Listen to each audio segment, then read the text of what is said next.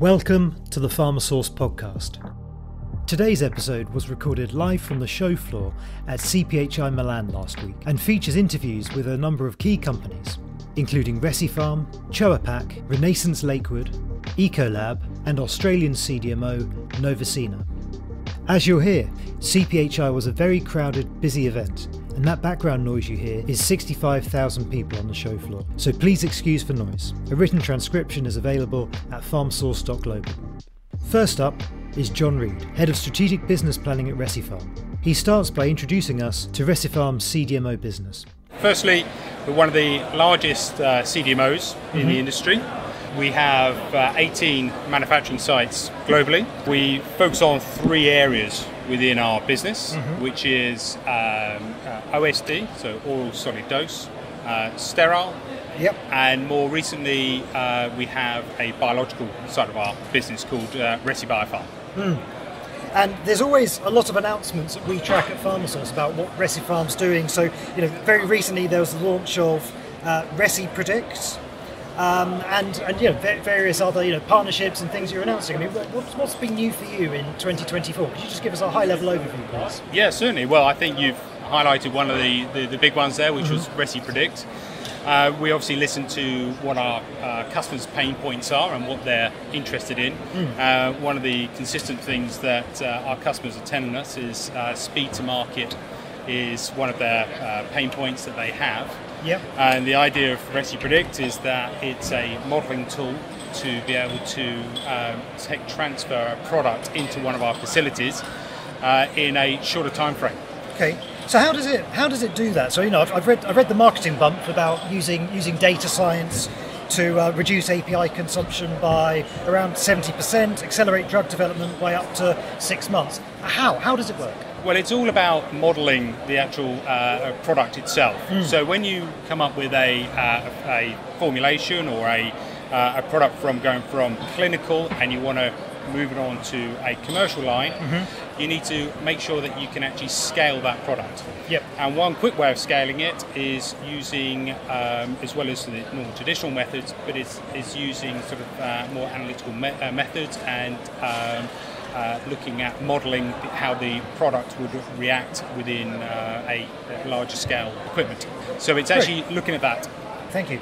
And then also tell me about the new product development lab for sterile liquids as well, which has been announced. So if you listen to what's going on in the market, there's two trends really happening at the moment. You would have heard a lot about GLP-1, of course, which is a big topic at the moment.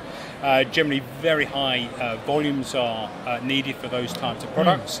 But also the underlying need within the market is smaller scale development and smaller scale, more personalised medicines.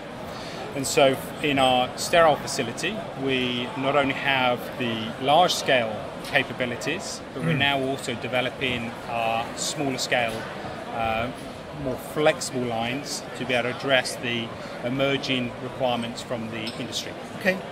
Does that change the customer profile that you're looking to connect with? I mean, is it a different scale of company or just different scale of products? So it could be a different company as well. I mean, if you think in the past we're used to the big pharmaceutical companies and they would have blockbuster drugs. And now there are other obviously companies coming into this space, which could be smaller in size. But that's needing to say some of the big pharmaceutical companies are also looking into more personalised medicines as well. So it does expands our offering, does expand some of our customer reach as well. Yeah, great. You mentioned GLP-1s just now. How are you tapping into that? That's obviously one of these mega trends which is going to reshape the whole industry over the next 5 to 10 years or so. Well, what's Recipharm doing with regard to GLP-1s? Well, firstly, we've got capabilities of managing both the sterile products, so the injectable products, which is the dominant part of the market at the moment, the bigger part of the market. but also there is a trend to go towards more of the tablets. It's obviously better for a consumer of a drug to take it orally than it is to inject it. It should make a huge difference as soon as that starts coming online. Exactly. And there are some clinical trials going on now. There is actually products that are launched in tablets, and there's others in late stage clinical. And for us, we are working with companies in that space. We can handle both large scale volumes in oral products as well as the sterile products, so more in the vials. Thank you. Something I'm asking people as we go around CPHI is to sort of check the pulse of how they're feeling about the industry at the moment, having hopefully come out of that whole, whatever it was that happened over COVID. Some people went mega and then crashed back, others took a different course. How are you feeling generally about the state of the industry right now? Well, it's certainly true. During COVID, it was quite a big shock to the industry, particularly around the sterile products, the manufacturing of vials. The need and the demand for that manufacturing massively increased. I think we're going into more of a stable environment now, although there is clearly blockbusters coming through, which will potentially demand a lot of product, and GLP-1 is that product. So I think we're going to more stability and more of a understand what the actual future is for us. I mean, COVID was out of the blue. None of us were expecting that. Whereas I think GLP-1, we start to see that coming on board, and we start seeing what the impact could be, and the impact will be here to stay. It won't just be like COVID, where there was a big spike and then it went away. Yeah. So reasons to feel positive then for 2025 from your perspective? I think so, and it's predictable. And in this industry, we want things to be predictable so we can plan for the future. And I think we're going to that more of a steady state now. Wonderful. John, thank you so much for your time today. Oh, thank you. Next up is an interview with Dexter Tjoa, CEO of Tjoapack, the contract packaging organisation based in the Netherlands that has recently expanded its footprint into North America. I am joined live at CPHI Milan with Dexter Tjoa, who is the CEO of Tjoapack. Dexter, welcome to the podcast. Hey, thank you. Great to see you today and to understand a bit more about the business. But before we jump in, I understand it's your 35th anniversary. That's right, yeah. So 35 years ago, the company was started by my dad as a small contract packaging organization in the Netherlands. And we are having a bit of a moment at the event to celebrate 35 years of us transforming from humble beginnings to a global player in the space. Yeah. No, it's been a fascinating journey. I mean, what were some of the main milestones, and particularly in recent years, I think, as you've expanded overseas? Well, the biggest is really our physical footprint in the United States. And that's with the PPS acquisition? Yes, yeah.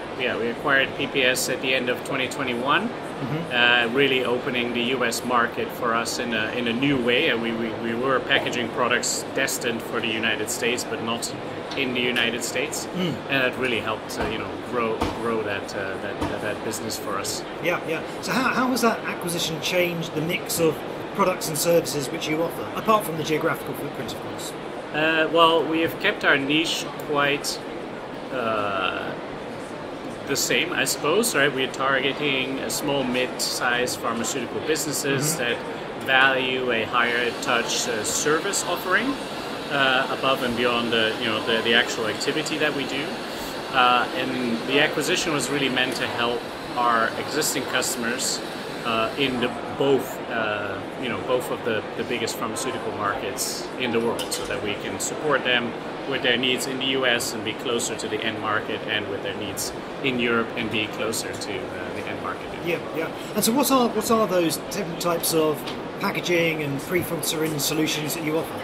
So the bread and butter of the company still is oral solid dose packaging.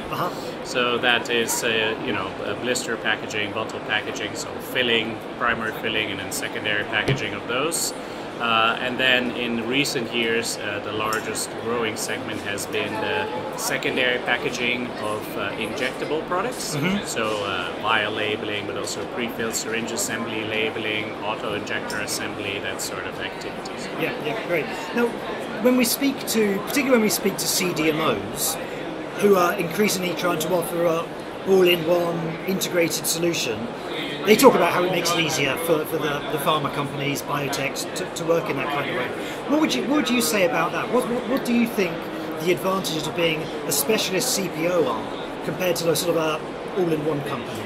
Yeah, well, I mean, my answer is obviously very biased, but I think what we are able to offer and what we kind of try to put ourselves into market as is a much more flexible partner. So what we often see, especially for the customers and products that work well with us, is a little bit more volatile demand profile in the market. So a need for a faster turnaround time in the actual assembly or shifting in demand patterns. And what we are doing and what our entire manufacturing operation is organized around is to be able to accommodate that. So what we really set ourselves apart in is if the demand is truly really there, we can turn around really very quickly and help catch peak demand profiles. Yep. With the PPS acquisition, how much now of your operations are truly integrated, so that you can just support one client across multiple regions, or are they still two separate orgs finding their way? How have you approached that integration? Good question. It's still a journey, I guess, the right word for it. And we've made big strides in, first and foremost, unifying our quality management system. So, that very important as the foundation of our activities to be able to offer the same sort of service levels and quality standards that our customers who are familiar with across the world. But we want to be able to offer a seamless service for our customers. Doesn't matter where the product is packed, if it's in the US or in Europe. And that's still, that's still ongoing. That we're still harmonizing and continue to do so throughout this year, next year, and hopefully, in 12 months' time or so, customer would say, doesn't really matter where it's packed, it's the same experience. Sure. Thank you. The market has changed so much, if you think over the last few years, the impact that COVID had on the overall environment, the rise of different modalities. What would you say for your business, for the Tjoapack business? What are those main trends which you think are strategic priorities for you that you'd call out as being particularly important? Well, what we've seen, and I think that we're quite well positioned to help facilitate, is I don't know if we call it necessarily a reshoring or nearshoring trend, given the macroeconomic climate and the geopolitics, I guess. It's sort of creating a little bit decoupling of the globalized system. With our footprint in Europe and the US, and be able to get and have our storage facilities, etc., on site in the core markets. And we feel like we can be able to accommodate those type of trends in a little bit better way than maybe some of the other players in the world. And having your northern European hub and your US hub, I suppose, helping to facilitate. Will help facilitate that decoupling. You're right. Yeah. How positive are you feeling going into 2025? Do you feel as though the investment's back? Are we still on the road to recovery? What's your feeling? We're feeling very positive. We're really seeing quite a lot of increase in demand for our services for a player like ourselves. We really believe in the combination of the packaging and the logistics services. So we're really playing into the space of essentially from drug product finish all the way to delivery of the product to the local distribution center. There's still a lot of waste in that chain, and we see people looking for efficiencies. They're looking for ways to solve problems that happen down upstream from us in manufacturing and how best to buffer those situations. And the role for a company like ourselves is growing there. So we're pretty positive on the future. Yeah, great, thank you. And if I could just ask you one more question. we're currently working on the launch of our first event, CDMO Live, which is going to be in the Netherlands, in Rotterdam. How are you feeling at the moment about the state of the Dutch pharma, Dutch biotech ecosystem? Obviously, that's something that you're very much part of. Why is the Netherlands becoming such a destination for life sciences? It's a good question. I have to admit that we operate a little bit more on the European stage, I guess, because of the nature of the relations we build in terms of the supply chain planning procedure. So I don't have that much exposure to the actual research and development side, which is what I know that the Dutch government and Dutch biotech sector is really focusing on that early stage clinical segment of the industry. The Netherlands, it's a pretty nice country. If you set aside the weather, maybe. But all in all, Milan's not that much better going by this. Yeah, yes, yeah, it's like here, right? But then every day. The Dutch government has been supporting the ecosystem, and there's some pretty solid research institutions in the Netherlands that helps facilitate and grow, kind of a burgeoning life science research and development sector. So, yeah. And I mean, logistically, it seems to be a great hub for supply chain operations as well, in terms of access all across Europe. Yeah, so there's a lot of logistics companies that are at least have some operations, if not are headquartered in the Netherlands, the bigger 3PLs, but also the smaller specialized pharmaceutical distribution center. The Netherlands has great facilities, and with the port of Rotterdam, of course, Schiphol Airport, also a big major hub for pharma products coming into Europe. That's a great infrastructure to be close to. Yeah, Dexter, thank you so much for your time today. Thank you very much. Next up is an interview with Eric Knaps. Eric is Vice President of Sales and Marketing at Renaissance Lakewood, a pure-play CDMO specialising in nasal and sterile injectable dosage. Renaissance Lakewood is a US-based CDMO. We focus specifically in nasal sprays, and we also do sterile injectable products as well. But the largest part of our business is nasal sprays in the unit dose, the bi-dose, or what we call microdose. And then we do multi-dose preserved products and multi-dose preservative-free or aseptic nasal sprays as well. Great, thank you. And is there anything, we're here at the show, is there any new products, any new services which you're keen to talk to customers about? Yeah, what we're seeing is, we moved down to building 20 where all the packaging components are, and there's a lot of interesting new devices being developed by very reputable organizations. So we're learning more about these devices and hope to be able to bring these to our customers, because as part of our offering, we can do the development of formulations, we can do the analytical work, the spray testing, and so then we can work with our clients for device selection or optimizing our formulations for the device they've already selected. Yeah. So it's exciting as I see this market expanding and giving more options to get better outcomes for the patients. Yeah. And are there any particular modalities that you focus on, or could the technology be applied to most different types of drug substance, drug formulation? It should work for almost anything. What we see in the nasal space is there's a lot of rescue indications or CNS indications, but the multi-dose has obviously the large allergy market, which is a bit OTC-like, but trying to get products to patient at the lowest cost for delivered unit. And so one thing we've been seeing with modalities is that seeing some products such as the pens, the auto-injectors, are very expensive, but they're very convenient for patients. As we're seeing people move to if we can move those molecules to let's say unit dose nasal, it's the same delivery, eliminates the needle, a little bit smaller, easier to carry, so if you have to always have something with you, it makes it a little bit more likely to have the patients use the product and have it available on them. So some of these, we've seen this happening a little bit. We hope to see more of that trend continuing. Okay, great. Thank you. And so Renaissance Lakewood recently opened a new 67,000 square foot warehouse at your New Jersey HQ. What does that mean in terms of the customers, the types of services that you can now offer, having gone through that large expansion? Well, it was actually a bit more than that. That was the end of our expansion. So we started the expansion at the beginning of COVID. Had some trouble, obviously, getting things, and then so we actually opened a dedicated R&D building where we have our spray lab and some analytics, as well as our R&D laboratory, which is in a non-GMP space, where we can do early formulation, optimization, development, device configuration, just to help get products into the pipe and developed to maybe animal tox and prepared for phase 1 clinical materials. Okay. But the expansion of the warehouse is great because we were running out of space. We've had a lot of great success with our partner products, and as they're growing, we have to grow with them.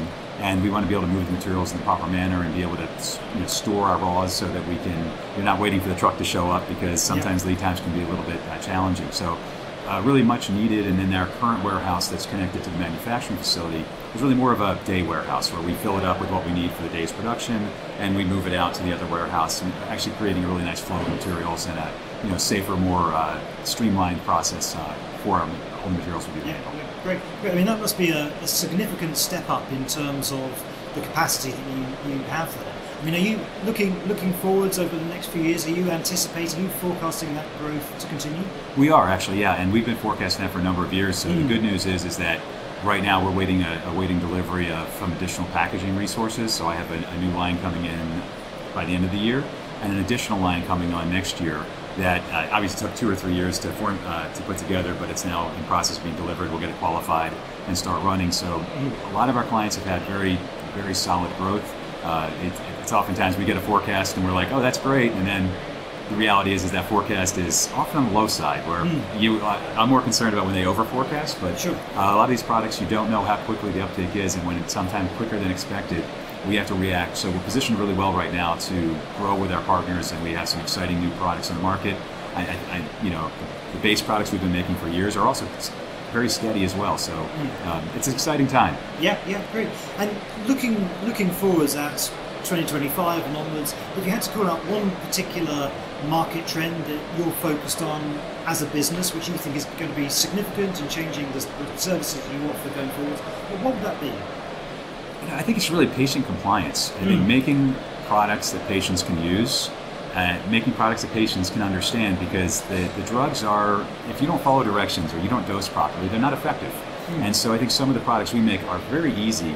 And so as our clients understand that this nasal delivery is really showing some promise, especially in the U.S., because it's relatively a new technology in the U.S. If you go to our drugstore, you aren't going to see the number of nasal sprays you'll see in Europe. It's very new for us, and I think people are becoming more acceptable of this means of drug delivery, and people are like, it's very easy, one shot, boom, and my product is delivered. Yeah. What? Out of interest, why is that? What would you put that down to? The difference in nasal delivery adoption, US to Europe. What's behind that?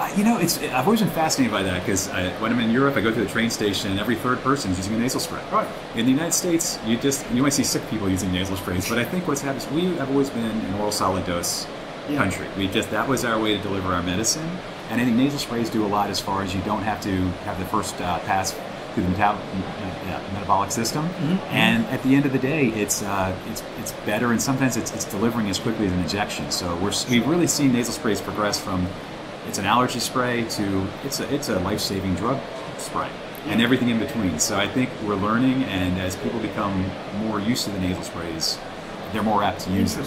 So it's more down to cultural reasons than regulatory. Absolutely, yeah. Because again, one thing in the U.S., most of our nasal sprays, the allergy products, are preserved. In Europe, they're preservative-free. We offer both. So when clients come in with a formulation, I can say we can do, you can go the preserved route, and then they're like, well, if it's a chronic application, oftentimes preservatives can create some agitation and irritation, which can then say, I don't want to use the drug because my nose is uncomfortable. But without the preservative, you don't see that. So we're seeing some growth in that space as well. But what's great is when someone comes to us, they have an idea. And it's like, what's the best way to deliver this product? We want to put it in the nose. Well, there's a lot of ways to put a drug into the nose. We can start with what we have, and then look at what their data shows or the animal tox shows, and put them in the correct and best medical device to deliver the product. And they don't have to stop, go to a new site, and you can formulate them and tweak that formulation to the respective modules to deliver the products. Eric, thank you so much for your time, sir. Thank you. It's a pleasure to meet you. Next up is an interview with Craig Cox. Craig is Vice President of Global Sales Bioprocessing for Ecolab. Hi Luke, Craig Cox. I lead the Global Sales Field Application Specialists team for the Ecolab Bioprocessing, or what we formerly called the Pure Light resins. Okay. I've been in this space for over 25 years with two major bioprocessing suppliers, and one CDMO during that stint. So glad to be here. Great, thank you. So how does Ecolab support drug development? Ecolab has a broad portfolio aimed at supporting drug developers and manufacturers. These products include cleaning and disinfection products specifically designed for clean rooms, water treatment solutions to ensure water purity, and environmental monitoring tools for clean room environments. Through its Purolite resin portfolio, Ecolab supports drug development within the process, including chromatography resins for biologic purification and resin-based APIs and excipients. Ecolab is also a global leader in sustainability, which gives us a unique perspective to support drug developers that are looking for more sustainable ways to manufacture drugs, leveraging Ecolab's tools and expertise. Could you talk a bit more about that, please? How do you support sustainability? So we support sustainability in a number of ways. So we have our resins are manufactured in a way where we have very limited scrap, single-digit scrap. So that is really unique in that a traditional emulsified process will have upwards of 40 or 50% of scrap. Our resins are also manufactured using low caustic compounds in the manufacturing process, as well as using less water. Thank you. Purification is a really important step in monoclonal antibody purification. Why is purification such an important step?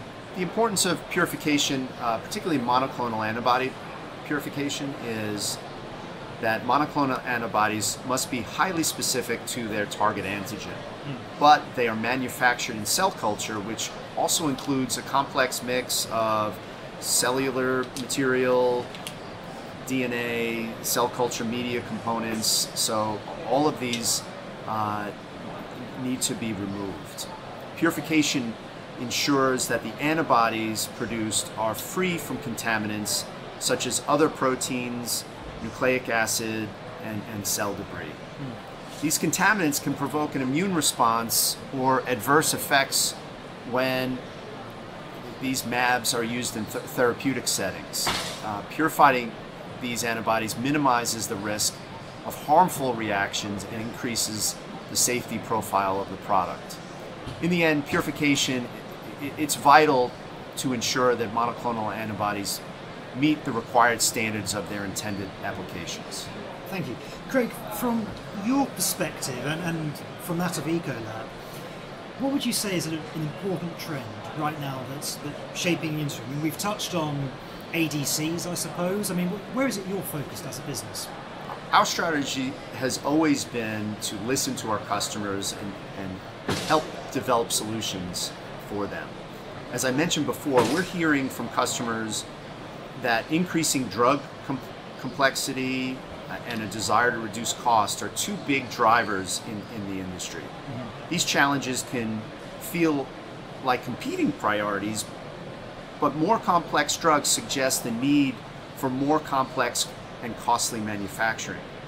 Our customers span small biotechs to large pharma to CDMOs, and the problem can be slightly different depending on the type of company we're talking about. So when we're talking about reducing costs, to CDMOs, for example, CDMOs are typically responsible for sourcing all of their materials and developing the manufacturing process for their customers. They're passing those consumable costs as a pass-through to their customers as part of their overarching manufacturing costs. Forecasting and inventory planning can be a major challenge for CDMOs because their customers' needs are so variable.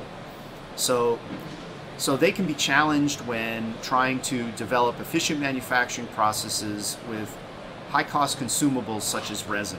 The complexity of molecules is a trend we're seeing really across the spectrum. In addition to consumable cost challenges, CDMOs also have a high variability in the types of molecules that they're hired to develop and manufacture. Many CDMOs try to use the platform approach where possible to standardize process development, this is a benefit for both the CDMO and the customer. However, when those CDMOs are faced with challenging molecules such as antibody fragments, bispecifics, FC fusions, they may have to deviate from the platform, which add cost and time for their customers. Our strategy is to supply CDMOs with cost-effective resins to add to their toolbox that improve manufacturing efficiencies and ultimately save time and money for their customers. We mentioned some of the resins before, but these can be leveraged by CDMOs, biotechs, large pharma, all alike, to help address these challenges. And finally, the industry's been on such a roller coaster since COVID. Funding seems to be going up and down, and certainly for 2024 seems to be way down. What's your sense from your customers? I mean, how positive are they feeling at the moment in terms of going into 2025? The COVID pandemic really shook up security of supply for pharma companies, without a doubt. They had to take a closer look at their supply chains and find vulnerabilities, especially when it came to materials sourced from one vendor or production with facilities overseas. Even though the peak of the pandemic is behind us, those lessons are still very relevant in the industry. Today, regulatory bodies are looking at pharma companies to mitigate risk through dual sourcing for important materials like resins, and to have solid plans in place to handle any unexpected shortages. On top of that, our customers are always innovating, working on new therapies, potentially discovering tomorrow's blockbuster drugs. Our customers expect their supply partners to demonstrate the ability that we can quickly ramp up to supply their rising demand. At Ecolab, our regulatory team collaborates across industry stakeholders to stay on top of the latest guidelines for validating new raw materials in manufacturing processes. Thank you so much for your time today. Well, I appreciate it. The final interview today is with Peter Bullard, SVP of Manufacturing for the Australian CDMO NovaCina. So at NovaCina, we're a fee-for-service CDMO, mainly in the sterile space. So we have a lot of work in the blow-fill seal area for sterile injectables. We have a large supply to the Australian market in that area already. Yep. We also provide high-potency anti-cancer drugs, well established there, supplying Europe and the US for many, many years in that space. And also some thermally sterilised vial lines. And we have a new automated isolator technology, which allows us to move into the preclinical and clinical phase states around both pre-filled syringes, vials, and also cartridges. Great. So you've got clients all around the world. Essentially, yes. Yeah. So we're a new company. Essentially, we've been around for 18 months, but we have a 50-year legacy. So 20 years of that with Pfizer. And several other multinationals before that, having started as a small Australian company in the 80s. So very large, diverse experience in the sterile space as part of Pfizer for 20 years. And we've really retained that talent and those connections as we move forward. Great. So your facilities, they're ex-Pfizer? Correct, yeah. So we only have one facility, which is the Perth facility. But it is ex-Pfizer, and that was part of the transition from last year when we became part of NovaCina. Great, perfect, thank you. Something I'm quite interested to learn about is the dynamics within the Australian market. I mean, obviously, you travel around a lot, you go to conferences around the globe. What's your perspective on what are some of those unique market dynamics? The Australian market is in some ways small, and has some unique aspects to it. So, for example, blow-fill seal for sterile injectables in the Australian market is extremely popular. Not so much in other markets around the world. And why is that? I think because of the usability of the product. I think for the health professionals, they find the blow-fill seal very, very useful. It's clean, it's neat. And I think the regulatory environment in Australia has allowed it to really be well accepted, not requiring terminal sterilisation for some products even. We do see, obviously, now as we move more globally, others are much more interested in inhalations and ophthalmics in the blow-fill seal space, but we've really seen a really strong growth in the injectables in Australia. Great, thank you. And so, I mean, so as a company that's only been around for, obviously, with that track record, only been around for 18 months.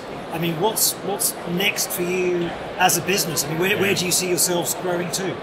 So really, as we pivot from being a key supplier to a large organisation supplying over 98 countries worldwide, we really want to leverage and grow off that, looking for customers to supply markets similar, but also moving to really providing an end-to-end service from preclinical through clinical trials into commercial, so that people can really invest in one spot, get the results as they move from the clinical trials right through into commercial without having to go find other partners in that process. Yeah. Great, thank you.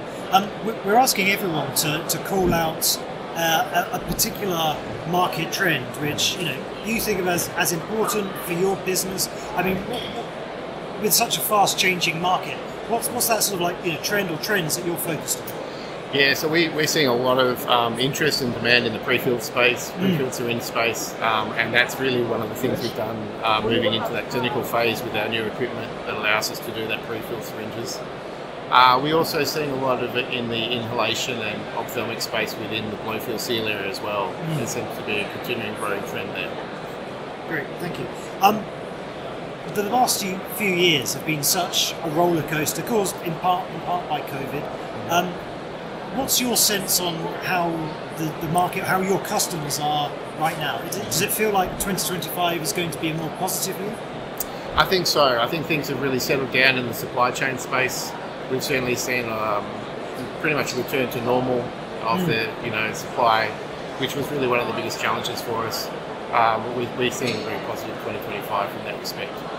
We're excited to be in the CDMO space in Australia at the moment. We're seeing really amazing opportunities from the Australian government supporting clinical trials. We have incentives available up to 48.5%. So we're seeing a really exciting space there where people can really get good value for money in the clinical trial space. And being part of that is something that we're really excited about and seeing that grow. Peter, thank you so much for your time.